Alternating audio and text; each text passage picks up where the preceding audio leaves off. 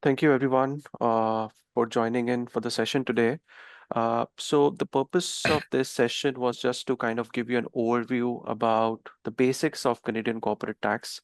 Of course, corporate taxation is a very comprehensive profile which has many levels involved, be it, in terms of the dividends that are to be issued, complications in terms of asset transfer, owner managed business issues. At the same time, amalgamation, wind off, share cost bump up aspects.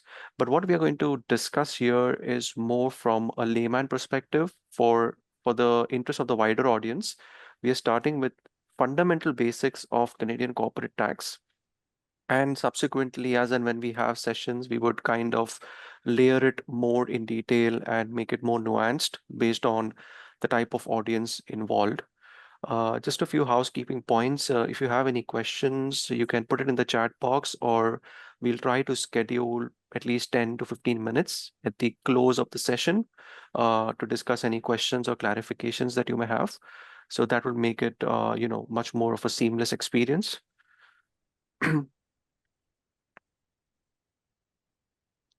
So starting on with the corporate tax implications, it's very important to know the Canadian corporate residency rules.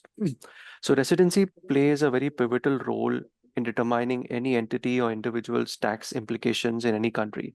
So in Canada, if you are a tax resident, as per the Canadian tax laws, you would be taxable with respect to worldwide income. That means you're taxable for the corporation's income for activities conducted in Canada, as well as for businesses conducted outside of Canada. Uh, but if the corporation is a non-resident, then that corporation is subject to tax only on Canadian sourced income, which means they would be subject to tax on incomes that are earned from business activities in Canada or sale of any assets or investments in Canada. So what is a Canadian corporation? So there are, certain common law principles that are applied, which are not specifically defined under the ITA. At the same time, there are certain deeming resident or non-resident provisions, which are specifically carved out under the relevant sections of the ITA. So what one needs to read to determine what is the residential status of a corporation is the deemed resident section, which is 250 subclause 4, deemed non-resident sections, as well as common law principles. So starting with the definition of what is a Canadian corporation, it is a corporation that is incorporated in Canada, which means that it has been set up in Canada. Let's say if you're setting up a corporation in Ontario, it is kind of registered with the OSC, you get the registration certificate. So that kind of deems that that corporation is already a Canadian corporation because of their registration that is done within the lands of Canada, and is a resident in Canada from 18 June 1971 onwards. So the incorporation provides like a deeming condition, but at the same time, there is emphasis on residency in Canada. Now, there is no specific definition that is defined for residency. So you need to apply common law principles. So now the question arises, what are the common law principles for deciding whether a corporation is a resident or a Canadian tax resident? So the common law principles are very much aligned to the POM rules, which is your place of effective management. So any company is a resident in a country where its central management and control is exercised. So what that means? It means that the place or the country where the major strategic decisions which impact the earning capacity of the company is decided, that is the country where the company is said to be, a resident. So let's say you might have incorporated in company in Canada, registered with the OSC, but all the directors, major stakeholders are sitting in the US. All the effective decisions, the strategic decisions which impact the earning capacity of the corporations taken in the US. So a position could be taken that under common law, that corporation, although registered in Canada, is a US tax resident and not a Canadian tax resident corporation. But there are also certain deeming provisions. As I said, incorporation kind of deems the company to be a resident of Canada, or any business is carried out in Canada, it is deemed to be a resident of Canada unless there are proof that the facts are contrary. At the same time, there is also a deeming non-resident provision, which says that a corporation is generally deemed to be a resident of Canada if it is incorporated in Canada or business is carried out, unless the conditions in the tax treaty state that they are not a resident of Canada. So when that would arise is, let's say an example, as I said, you may register a company in Canada, but your your directors, your strategic shareholders or majority shareholders are outside of Canada, and all the decisions are taken, let's say, in New York. So your director resolutions are signed in New York. All your directors are present significantly in the US and not in Canada. And if you analyze the provisions of the India-US treaty in detail, and you come to a conclusion that your permanent establishment ties are closer to the US than in Canada, then although you may have an incorporation done in Canada, you would still be a non-resident corporation. So now coming on to what are the examples of common law principles. So if you look at, the definition under OECD guidelines, common law principles are extremely broad-based. So it, of course, changes based on facts and circumstances, and there are significant legal precedents, based on the structure of the organizations, where the place of effective management is defined. But considering many judicial pronouncements, it has been zeroed down to certain straightforward facts which exactly tell you where the company is a resident of. So the examples of common law are the place where principal business is done. So for example, let's say you set up a corporation and you start a franchise business. Let's say you open a Tim Hortons franchise, in downtown Toronto. So it's very significant that your place of business from where you're earning income is in Canada. The second condition is where the books and records are present. So if you're maintaining your accounting records, you have your filings in place in Canada, that also kind of points that under common law principle, the corporation could be a Canadian tax resident.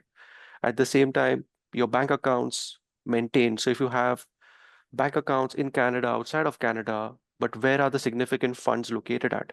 And what is the frequency of transaction? So if your frequency of transaction is in Canada, major proportion of your funds are in Canada, so that would also point towards Canadian residency. Your company seal that is present and residence of directors.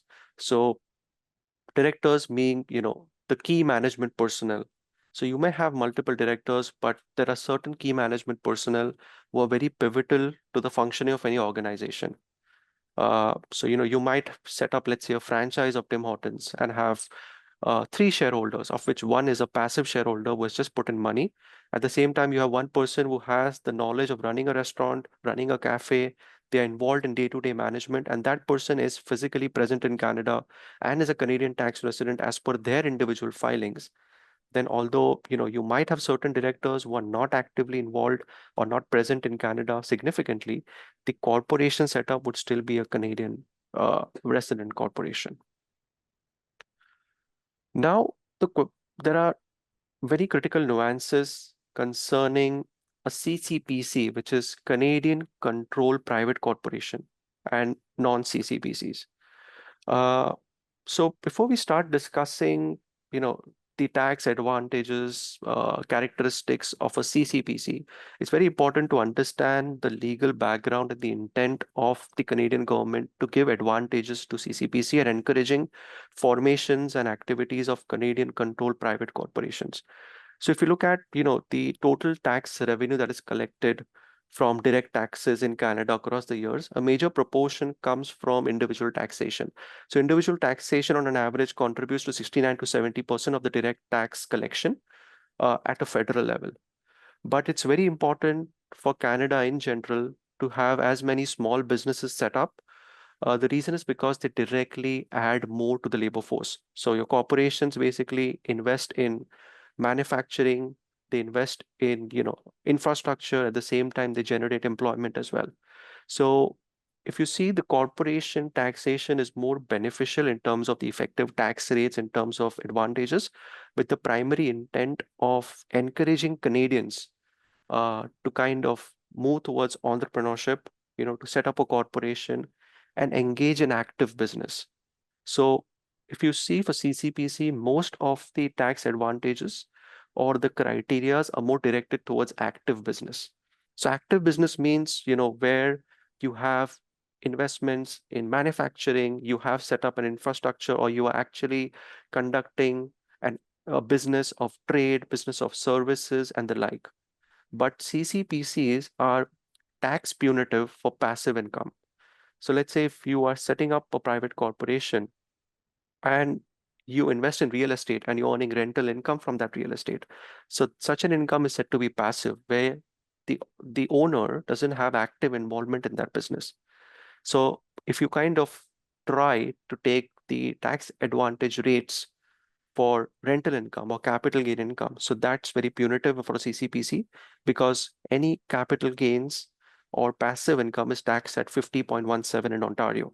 So that's a very high rate of tax that is subject to passive income, but much more beneficial rate of tax, which is applicable to active income.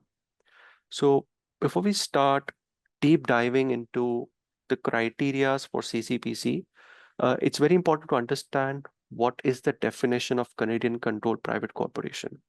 So here I've kind of, although the definition is very in detail and is provided under the specific condition, if I'm not wrong, it's under 256 of the ITA. I've kind of listed down certain criterias in simple form for ease of understanding. So as the name suggests, it is a Canadian controlled private corporation. So the name itself or the term itself defines that it has to be a private corporation, which means that it cannot be owned directly or indirectly by any public corporation, or its shares should not be listed on a stock exchange. At the same time, the corporation should be a resident of Canada, which means that, going back to the previous slides, it should have the place of effective management in Canada. It should have active business carried in Canada, or it can be incorporated in Canada. So it can be a resident under the deeming provisions, combined with the place of effective rules or the common law principles as it is suggested. At the same time, it is not to be controlled by non-resident person. So what does control mean? So control doesn't have a specific definition under the ITA, but under the de facto, the de jure principles, any individual or shareholder having more than 51% of the holding, or has, in terms of decision making, has a majority power in taking decisions for the corporation, that individual or corporation which owns the other CCPC is said to have control over the corporation. So for a Canadian controlled private corporation, it's very important that the control or more than 50% of the ownership is held by Canadian resident individuals or Canadian resident public corporate or private corporations. But if the control is held by non-resident individuals or by a public corporation or non-resident private corporation, then the corporation will not meet the CCPC criteria. So corporation which does not meet any of these 5 criterias, which are the broad-based criterias, they are said to be a non-Canadian controlled private corporation. So non-Canadian controlled private corporation, have different tax treatment in terms of their incomes compared to a CCPC, which we'll discuss in the subsequent slides. Now, there's always a very, important question that I do get asked by a lot of people and a lot of my clients is, does CCPC mean that all my shareholders have to be Canadian residents or be living in Canada? Can I have an overseas investor who wants to invest in my business, or is a sleeping, director or sleeping partner in the corporation? Can that individual, put in money, and still can my corporation get a CCPC advantage? So a non-resident can own shares in a CCPC. The only important criteria is that they cannot control the corporation. So let's say you want to start a franchise operations and you're searching for capital.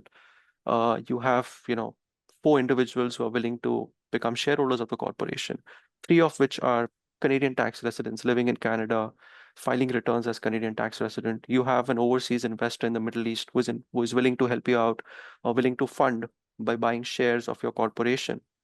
So in that situation, you will have a non-resident shareholder in the CCPC, but 75% of your ownership or is in Canada.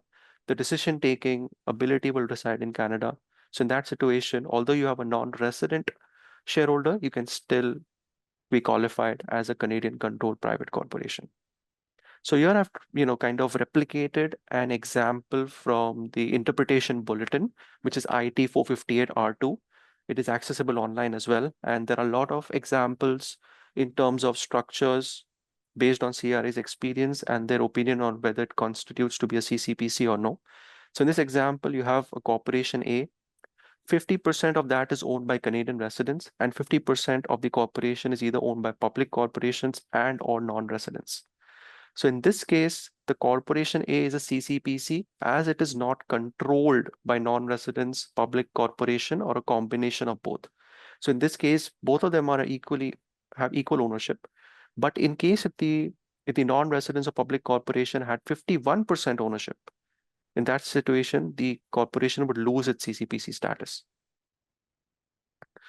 Now coming on for a non-CCPC. So in this example, you have a corporation which is held by another Canadian corporation, which has 51% holding. So the corporation is controlled by another private corporation.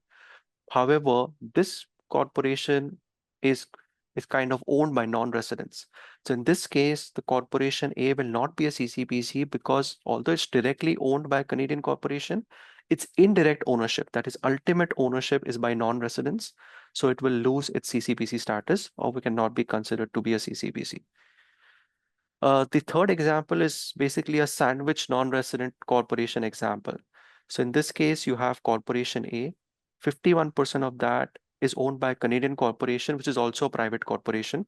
So if I have to look at the definition purely in terms of direct ownership, yes, corporation A is a CCPC, but this Canadian corporation is owned 51% by another non-resident corporation. So under the indirect ownership rules, you kind of move out of the CCPC because although this non-resident corporation is subsequently owned by another Canadian corporation. So basically, the non-resident company is sandwiched between two Canadian taxable corporations. But because you have a non-resident in the middle, your indirect ownership is, with a non-resident. So it would not be a Canadian-controlled private corporation.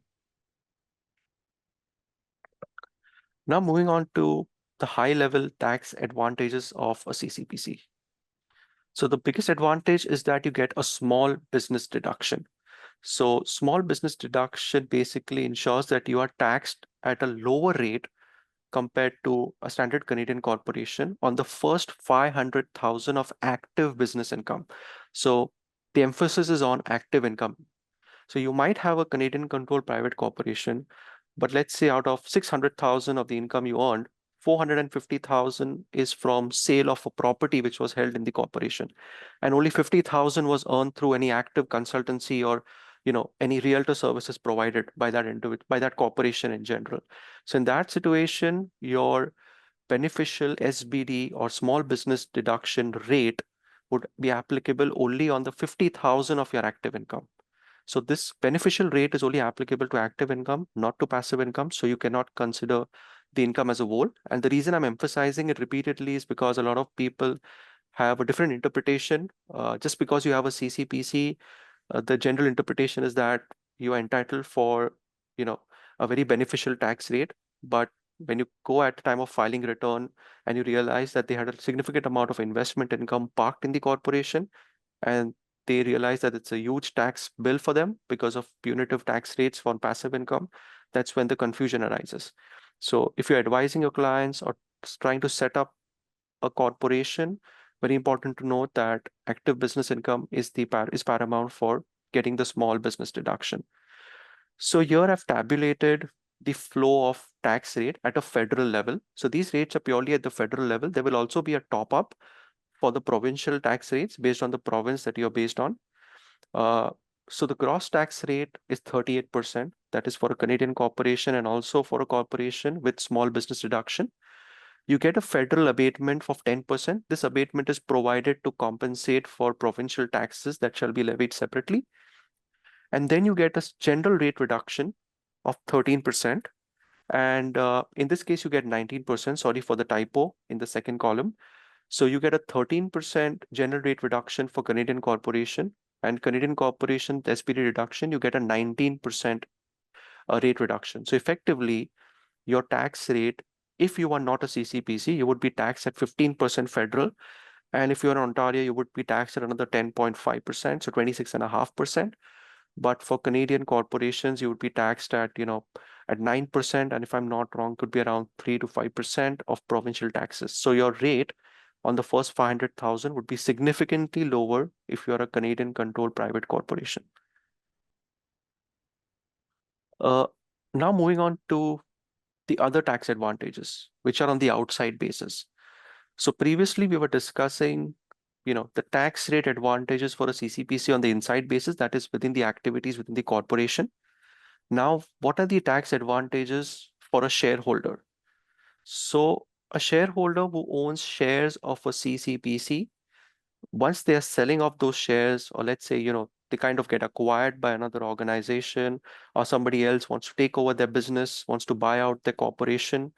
So such a shareholder can can get a lifetime capital gains exemption currently on the first 1.25, 1.25 mil. This is as per the 2024 rates after the change in the cap gains inclusion. Before that, it was around a million and some dollars. So you do get an exemption on the gains. So let's say, you get bought out, you bought a company for 2.5 mil, your market value is 3.75 mil now, and you get bought out at the market value by some other corporation or by some other investor. So you basically, can pull out that entire money tax free under the lifetime capital gains exemption for CCPC. But there are also certain specific criterias which of course need detailed analysis. One of the criteria is an active income test, which means that at least 90% of your assets of the corporation has to be invested in active business. And the other condition is that you need to hold the shares for more than 24 months and be involved in active business. So this condition is there to kind of avoid speculation using CCPC shares, because if you do not have a 24-month holding criteria, there might be some mischief players who would buy shares of CCPC, sell it off at a higher fair market value to kind of claim exemptions and try to overstate their exemptions by not participate in the active business of the corporation. Uh, at the same time, if any employee stock options, like ESOPs, are granted to CCPC employees, they have an option to defer their taxes. So generally, especially in, let's say, an IT company, uh, the engineers or developers, as part of the compensation, are also granted certain stock options or shares, which are vested over a period of time, let's say over a 3-year period, based on them meeting certain conditions of their employment. So if you are a non-CCPC employee, that is, you're working in an organization which is a public corporation, or it is a non-Canadian controlled private corporation. So at the time when shares are being allotted, the difference between the fair market value of that share and if any nominal amount is paid by the employee, that difference is considered to be taxable benefit, and it is included as part of the employment income at the time of grant. So there arises a situation that although the employee gets shares, but he's out of cash because there is a big tax deduction that happens on that taxable benefit.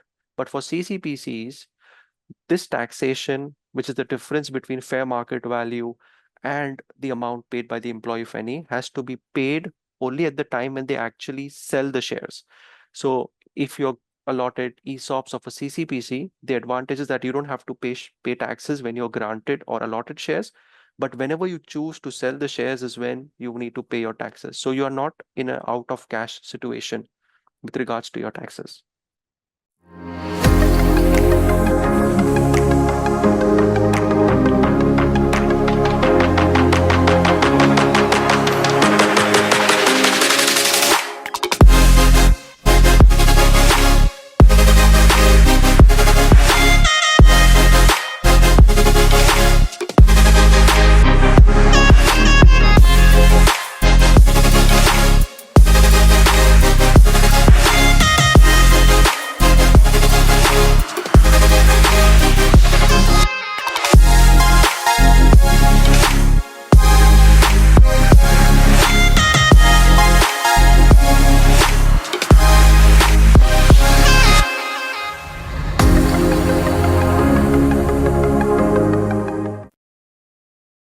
Also, to encourage scientific research and experimental development, that is to promote technological advancement and investment in research and technology.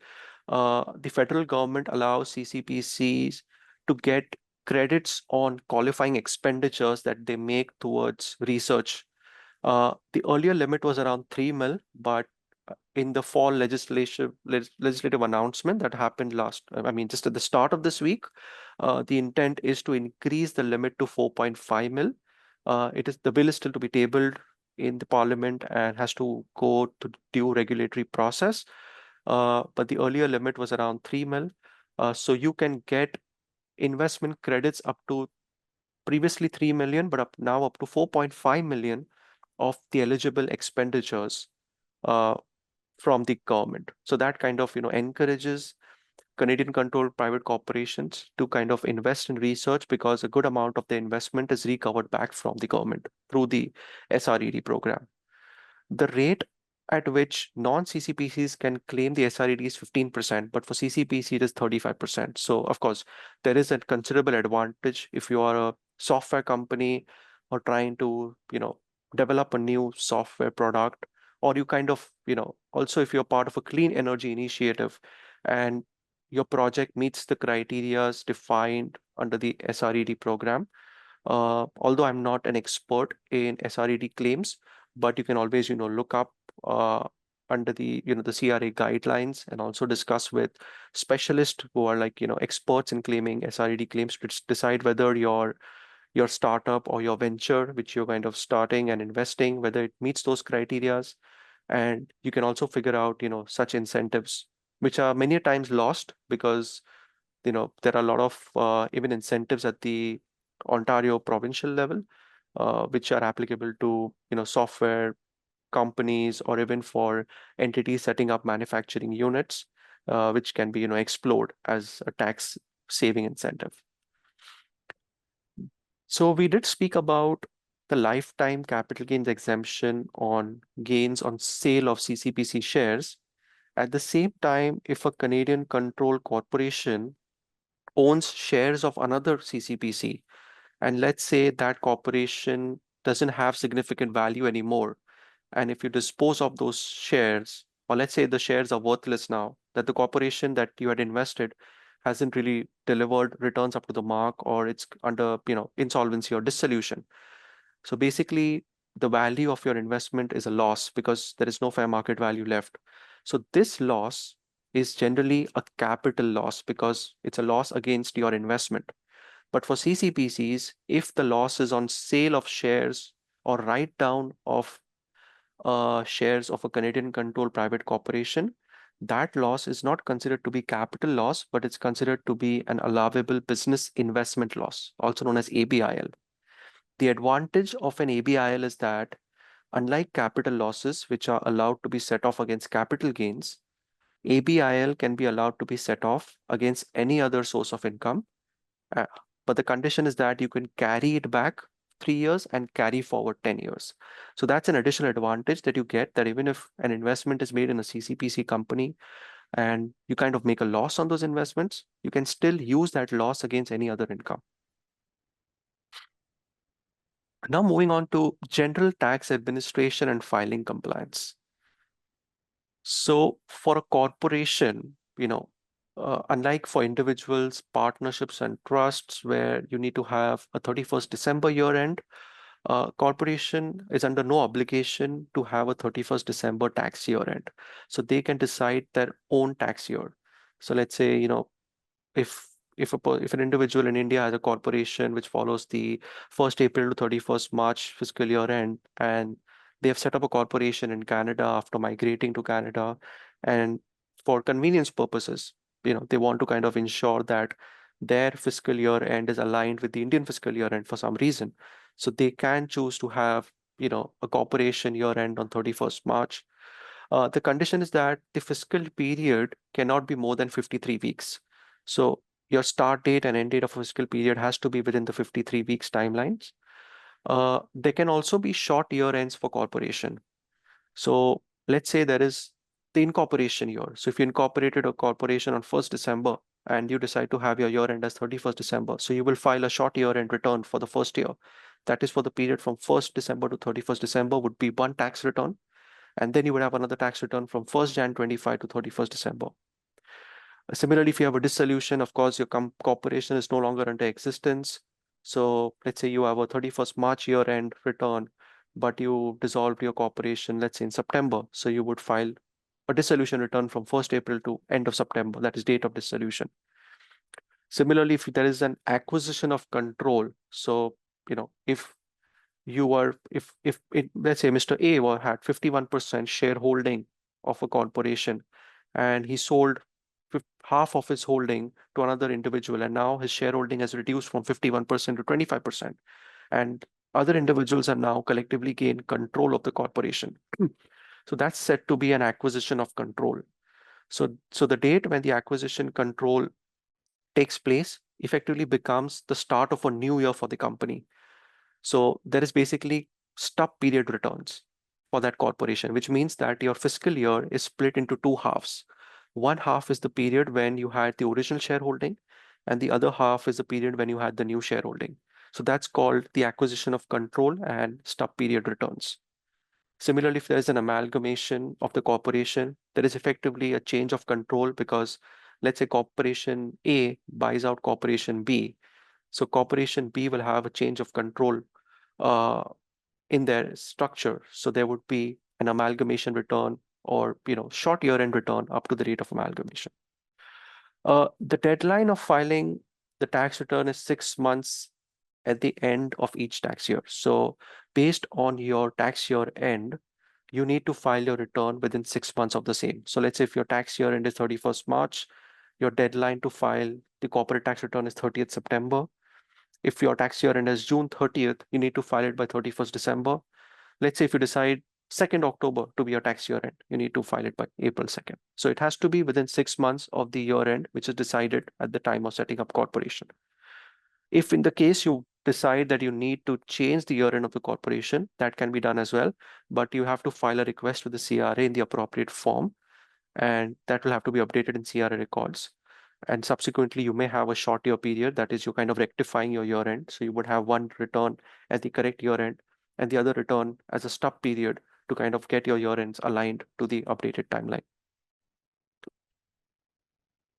Now, briefly touching upon the loss carryback and balance due date of payment of taxes. So for non-capital losses, that is losses incurred other than sale of capital assets or through active business, you're allowed to carry back losses 3 years, and you can carry it forward 20 years for a corporation. Capital losses can be carried back for 3 years and carried forward indefinitely. ABIL, as we discussed previously, if you have loss on sale of CCPC shares, they're not considered to be capital losses, but ABIL losses. And you can carry back those losses 3 years or carry it forward 10 years. A very important point to note is that for ABIL, you would be, calculating the losses in a similar way, such as capital losses, but the set-offs will be done differently. So let's say you had invested $100,000 in a CCPC. The CCPC became worthless, so you have a loss of, you're writing down the capital loss or effectively ABIL loss of 100,000, but the income inclusion rate, let's say, is 50% or 66.67 based on the rate of write-off.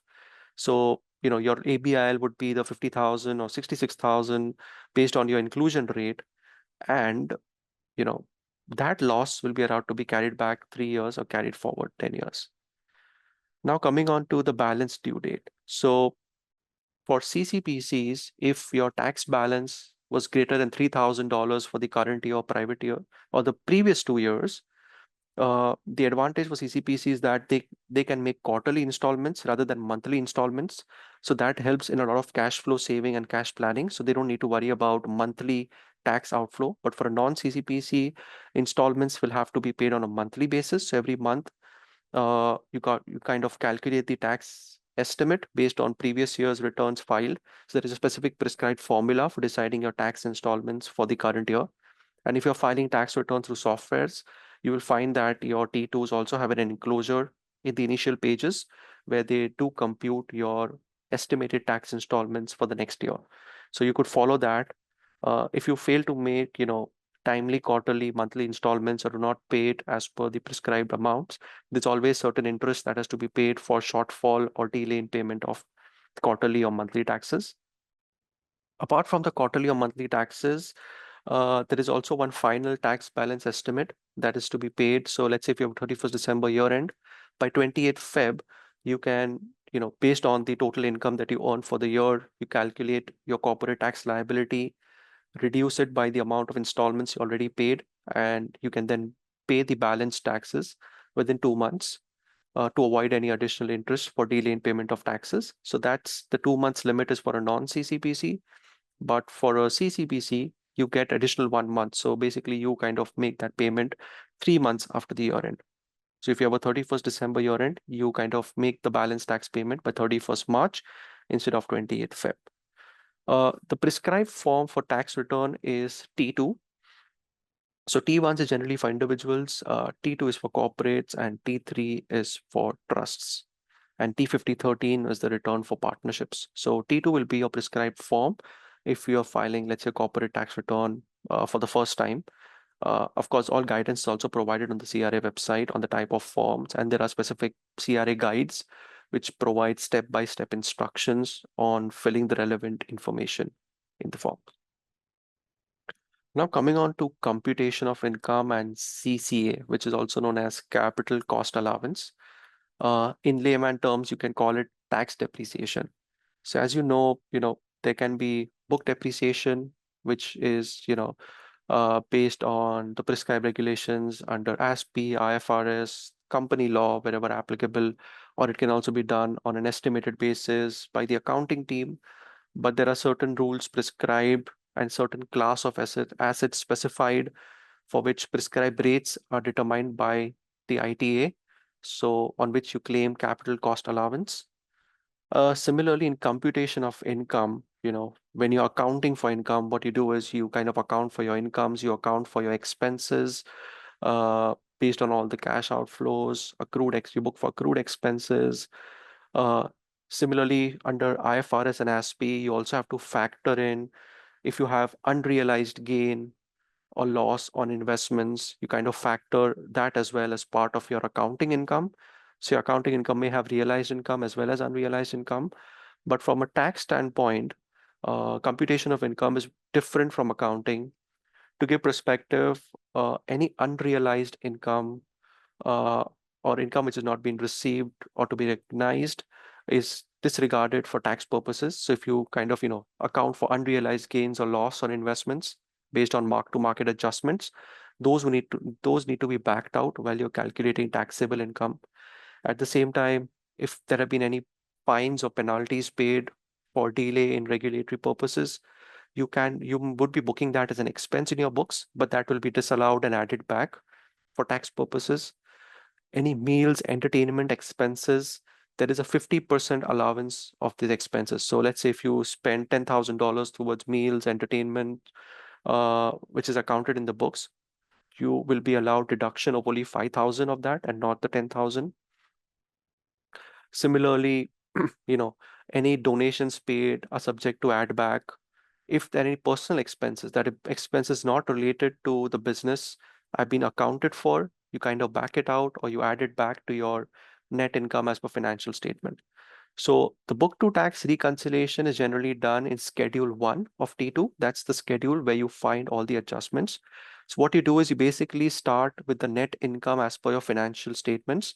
So in the T2, you have two sets. You have Jiffy 100, that is for the balance sheet, and Jiffy 125, that is for income statement. So based on your balance sheet and income statement, you replicate the reporting of the separate boxes of your assets, separate boxes of your income and expenses based on the Jiffy classification. And effectively, you reach or can reconcile your net income as per books into your tax return. And then you make specific adjustments in Schedule 1. So if you skim through your income statement or your profit and loss statement, and you see that there are expenses for interest penalties, you would add it back. You would add back your depreciation as per books. That's a basic adjustment that you would do because you would claim depreciation for tax basis. You would add back any financing fees because you are allowed to claim financing fee over a period of 5 years under 21E. Similarly, if you have made any reserves or provisions, you would do an add back because you kind of disclose reserves separately in a separate schedule.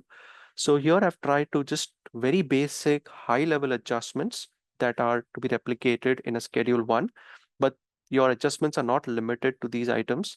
There are much more adjustments, much more nuances that have to be analyzed. But from a very high level basic perspective, this just provides you with a large overview of how you kind of reach your net income under the Income Tax Act.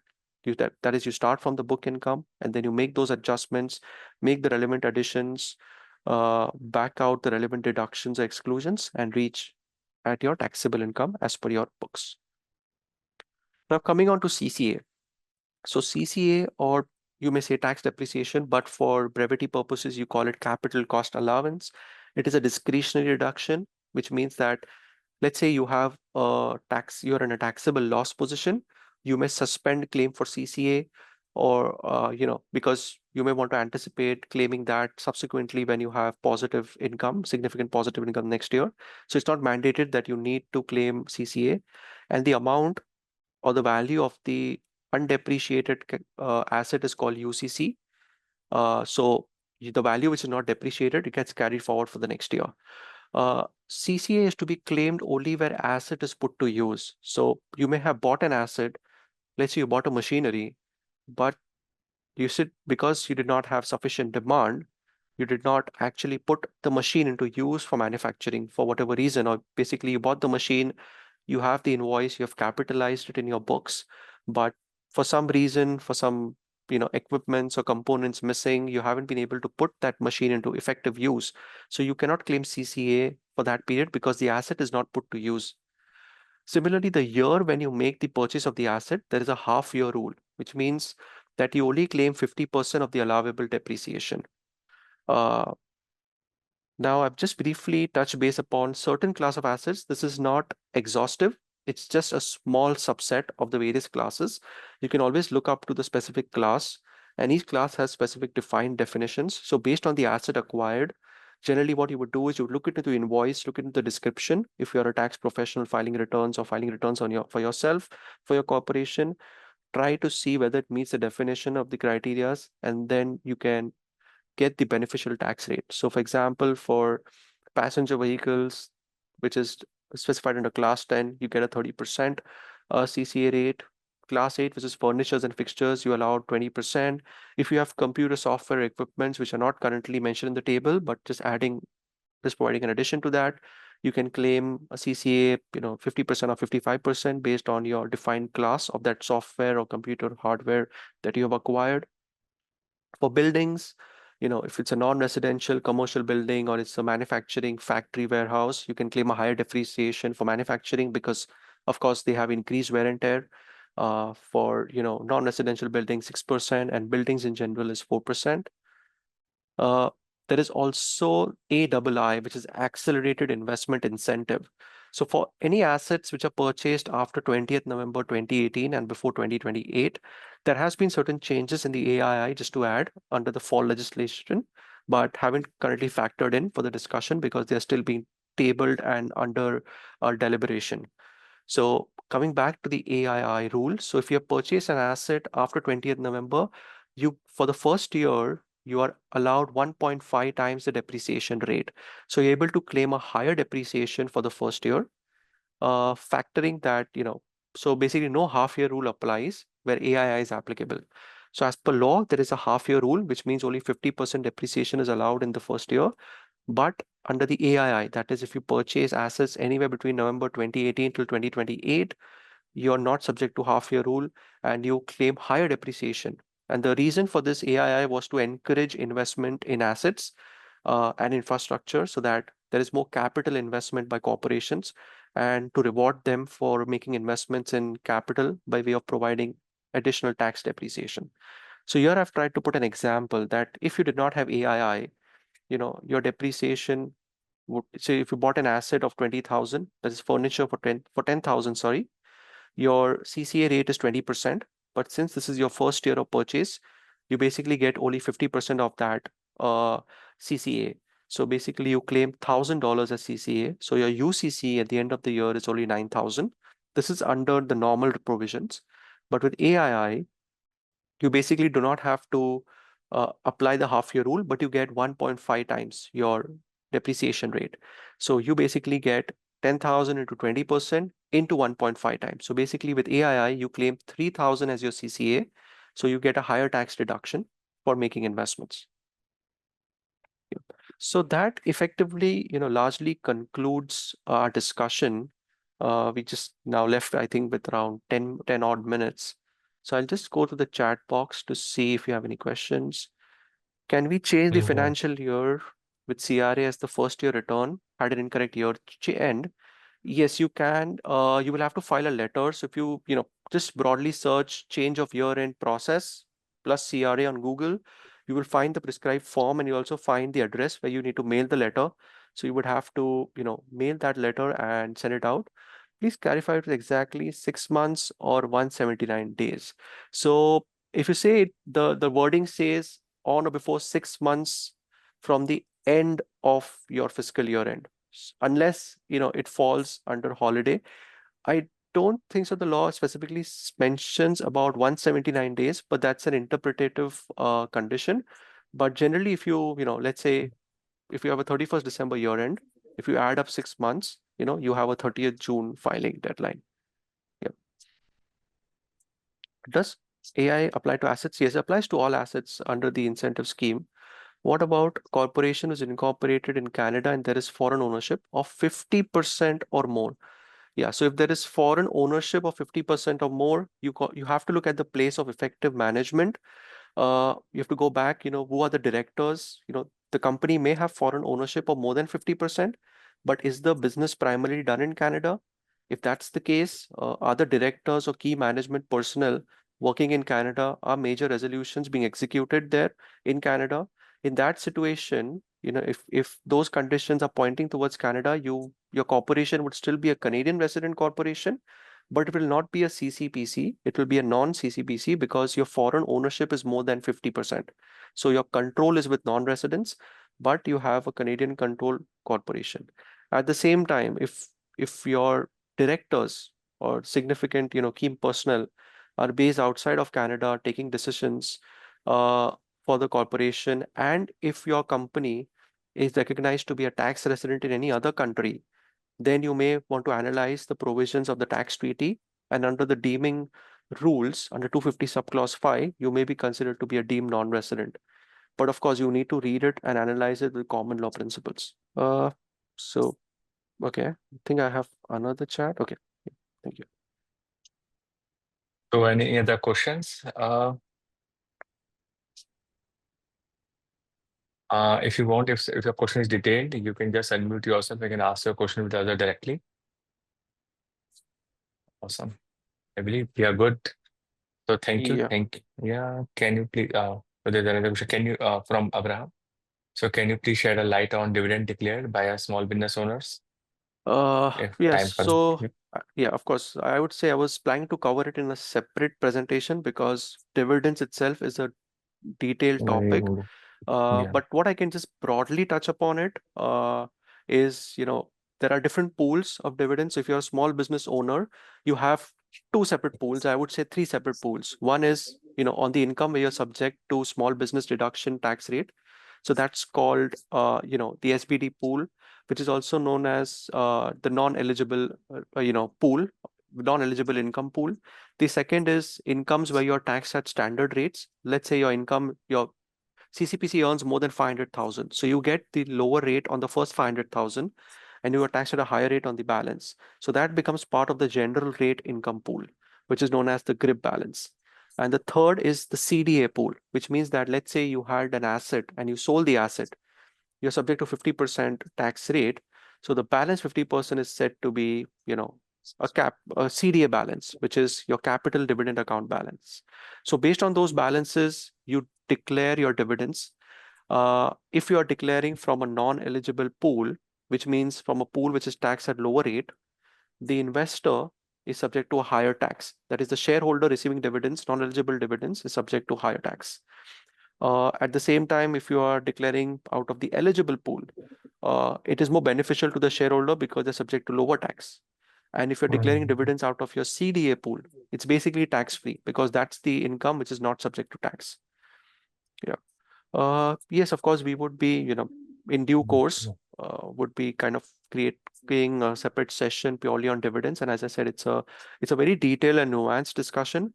We also need to keep in mind the audience. But of course, if there is a dedicated, team of tax enthusiasts or people in the field of taxation that want to, kind of understand the nuances, we can surely try to, bring up some examples and cases. Can a CCPC become a deemed non-CCPC based on income criteria? So for a deeming provision, I think you also have an option that even if you meet a CCPC criteria, you may, elect out of the CCPC benefits. Uh, and that is generally done, based on the income structure or the type of earnings that are done. But it's very important to note, Sandeep, that if you move out of CCPC criteria, you lose out LTCG benefits. So if you are a Canadian controlled private corporation, but you earn significant investment income and you want to, move out of the CCPC criteria, you can move out under the prescribed conditions. So basically you pay higher taxes, but from an investment income, you still pay 26.5% tax instead of 50.17, which is beneficial. But if you look at the larger picture, let's say your shareholders want to redeem those shares later, or transfer the shares to the next generation and trigger capital gains, they will not be able to get the lifetime capital gains exemption. And all the beneficial provisions will not be applicable. So it's basically a cost benefit analysis that one needs to do based on the type of income and the benefit that they're going to be assuming. Since So I'm there just, is another, does yeah. So provincial there, corporation or federal corporation matter? No, no, it would not really matter. But yes, I think if you're a MB corporation, there are certain taxes or certain EST guidelines that you need to follow for the province where you're registered. So if you're an Ontario corporation, I think in Manitoba, there is, certain EST conditions linked with certain business activities. I'm not exactly sure, but there are certain nuances. I think if you have a Quebec corporation, you do have to pay $100 payment towards RQ as a corporation fee. So all of that does play a role. But of course, your provincial corporation does matter from an HST standpoint because if you're supplying services in the province based on the applicable rate, your combined HST in Quebec will be 15%, it would be 13% in Ontario, would be around, lower in Alberta. So corporation does have a matter in, deciding your provincial tax rates and, also based on your GST. So there could be a situation you may be registered in Alberta, but your company is in Ontario. So you would be subject to Ontario tax rates. But there's also always a Schedule 5 in T2, which provides for provincial allocations. So I hope that answers your question. so thank you everyone. Thanks all the participants. Thank you, Azhar, for